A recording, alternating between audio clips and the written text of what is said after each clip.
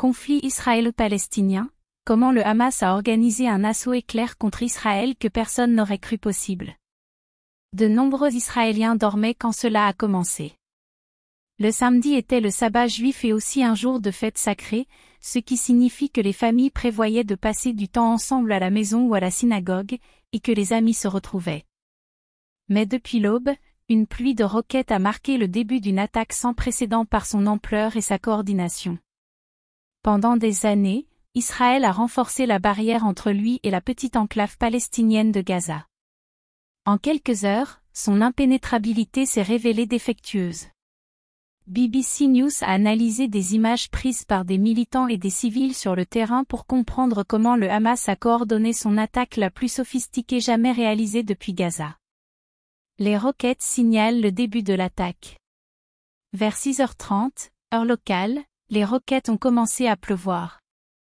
L'organisation militante islamiste, qui contrôle Gaza et est désignée comme groupe terroriste au Royaume-Uni et ailleurs dans le monde, utilise fréquemment cette tactique.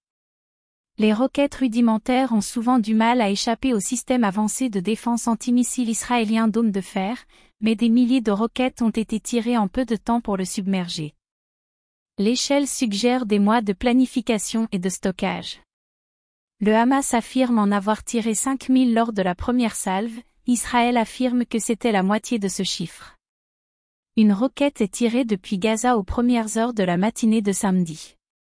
Les sirènes des raids aériens ont commencé à retentir jusqu'à Tel Aviv, à 60 km de Gaza, et à l'ouest de Jérusalem, et de la fumée s'est élevée au-dessus des villes où il y avait eu des tirs directs.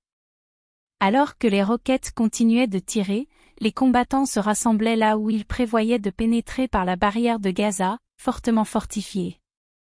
Même si Israël a retiré ses troupes et ses colons de Gaza en 2005, il contrôle toujours son espace aérien, sa frontière commune et son littoral.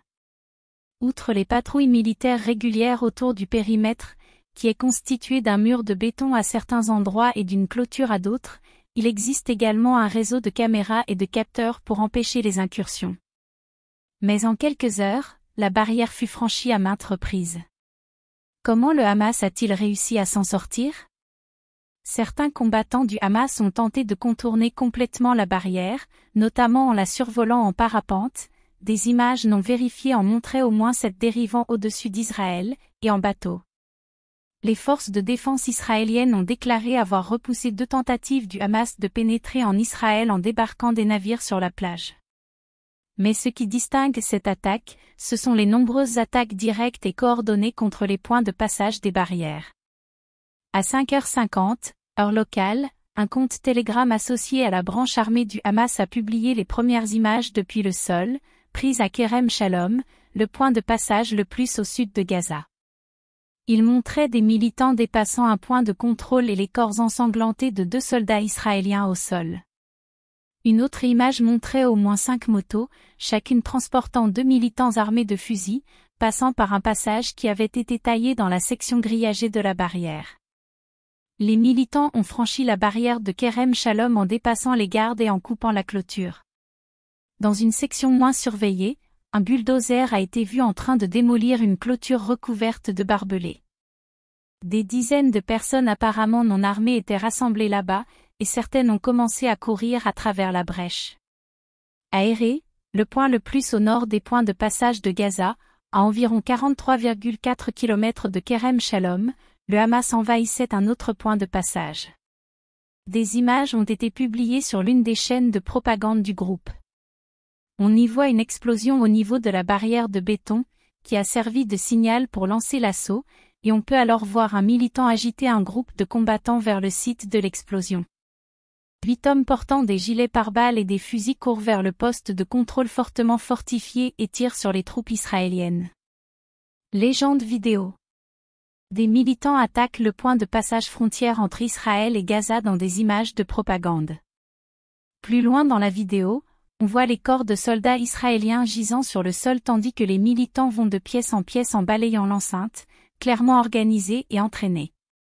Gaza dispose de 7 points de passage officiels, 6 sont contrôlés par Israël et un vers l'Égypte est contrôlé par le Caire. Mais en l'espace de quelques heures, le Hamas a trouvé le moyen de pénétrer sur le territoire israélien le long de la barrière. Les attaques s'étendent profondément en territoire israélien. Les combattants du Hamas ont quitté Gaza dans toutes les directions. Nous savons désormais grâce aux autorités israéliennes qu'elles ont attaqué 27 endroits différents, apparemment avec l'ordre de tuer à vue. La ville d'Ofakim, située à 22,5 km à l'est de Gaza, est la ville la plus éloignée où le Hamas a pénétré.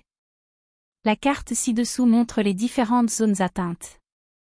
À Sderot, des militants ont été vus debout à l'arrière d'un pick-up traversant la ville, située à environ 3 km à l'est de Gaza.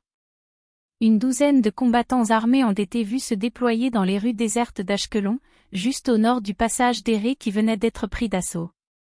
Des scènes similaires se sont répétées dans le sud d'Israël et les militaires ont demandé aux civils de se cacher à l'intérieur. Lors d'un festival de musique près de Reim, des hommes armés ont tiré à volonté sur un groupe important de jeunes rassemblés dans le désert. Un témoin oculaire a raconté à la BBC comment les militants contournaient une camionnette chargée d'armes et avaient passé 3 heures à fouiller la zone à la recherche d'autres Israéliens à cibler. Soldats et civils faits prisonniers. Nous savons maintenant que des otages ont été enlevés du festival et d'autres lieux et ramenés à Gaza.